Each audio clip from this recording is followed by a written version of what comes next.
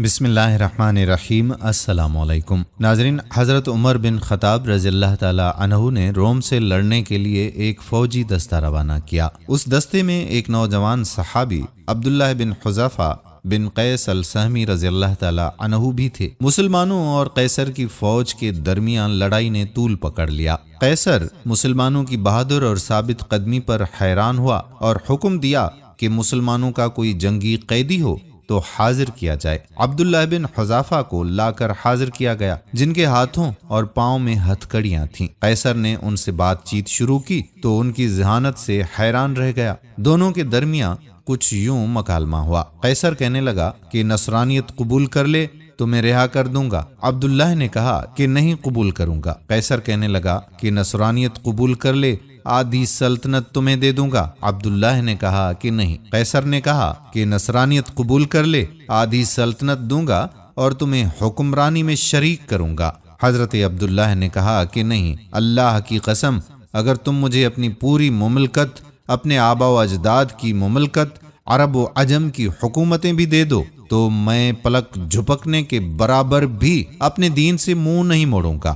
قیصر غضبناک ہوا اور کہا کہ تجھے قتل کر دوں گا۔ عبداللہ کہنے لگا کہ مجھے قتل کر دو۔ قیصر نے حکم دیا کہ ان کو ایک ستون پر لٹکا کر ان کے آس پاس تیروں کی بارش کی جائے، اور یہ صرف ڈرانے کے لیے۔ پھر اس کو عیسائیت قبول کرنے یا موت کو گلے لگانے میں سے ایک بات کا اختیار دیا جائے۔ جب قیصر نے دیکھا کہ اس سے بھی بات نہیں بنی اور وہ کسی حال میں بھی اسلام چھوڑنے کے لیے تیار نہیں، تو حکم دیا کہ اس کو قید میں ڈال دو اور کھانا پینا بند کر دو۔ حضرت عبداللہ کو کھانا پینا نہیں دیا گیا، یہاں تک کہ پیاس اور بھوک سے موت کے قریب ہو گئے تو قیصر کے حکم سے شراب اور خنزیر کا گوشت اس کے سامنے پیش کر دیا گیا۔ جب عبداللہ نے یہ دیکھا تو کہا کہ اللہ کی قسم، مجھے معلوم ہے کہ میں وہ پریشان حال ہوں جس کے لیے یہ حلال ہے، مگر میں کفار کو خوش کرنا نہیں چاہتا۔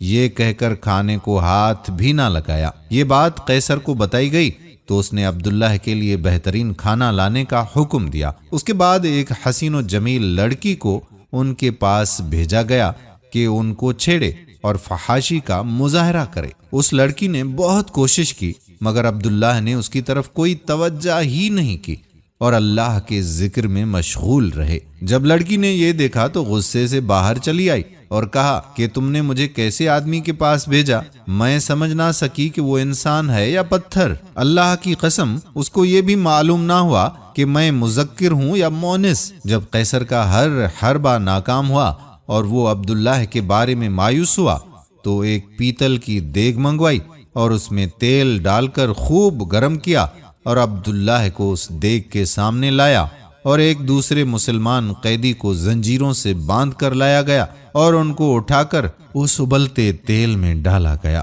جن کی ایک چیخ نکلی اور دیکھتے ہی دیکھتے ان کی ہڈیاں الگ ہو گئیں اور تیل کے اوپر تیرنے لگیں۔ عبداللہ یہ سارا منظر دیکھ رہے تھے۔ اب ایک بار پھر قیصر عبداللہ کی طرف متوجہ ہوا اور نصرانیت قبول کرنے اور اسلام چھوڑنے کی پیشکش کر دی، مگر عبداللہ نے انکار کر دیا۔ قیصر غصے سے پاگل ہونے لگا اور حکم دیا کہ اس دیگ میں موجود تیل اٹھا کر عبداللہ کے سر پر ڈال دیا جائے۔ جب قیصر کے کارندوں نے دیگ کھینچ کر عبداللہ کے قریب کی اور اس کی تپش کو عبداللہ نے محسوس کیا تو ان کی آنکھوں سے آنسو نکل آئے۔ آپ کی ان خوش نصیب آنکھوں سے آنسو ٹپکنے لگے جن آنکھوں نے رسول خدا صلی اللہ علیہ وآلہ وسلم کا چہرہ انور دیکھا تھا۔ یہ دیکھ کر قیصر خوشی سے جھومنے لگا اور کہا، عیسائی بن جاؤ، معاف کر دوں گا۔ عبداللہ نے کہا کہ نہیں۔ قیصر نے کہا تو پھر رویا کیوں؟ عبداللہ نے جواب دیا کہ اللہ کی قسم،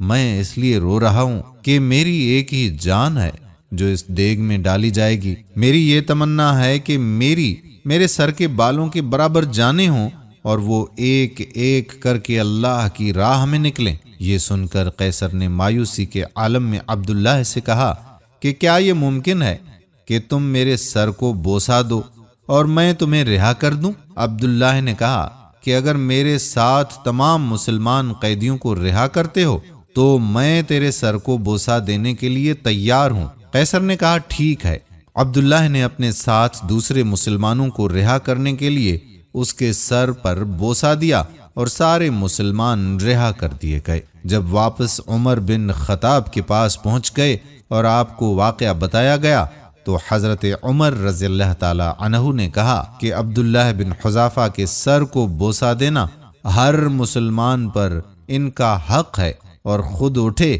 اور عبداللہ کے سر کو بوسہ دیا رضی اللہ عنہم۔ یہ واقعہ حیات صحابہ کتاب سے آپ کی خدمت میں پیش کیا گیا۔ ناظرین، ہماری اولادیں یہ تو جانتی ہیں کہ سپرمین، آئرن مین، بیٹ مین یہ ہیرو ہیں جو کہ خیالی ہیں، اور اصل ہیرو کون اور کیسے ہوتے ہیں یہ نہیں علم۔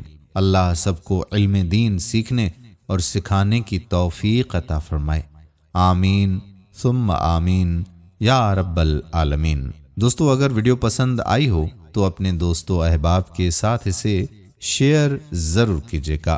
آنے والی ویڈیو تک اپنے میزبان قادر بخش کلہوڑو کو اجازت دیجیے۔ اللہ حافظ۔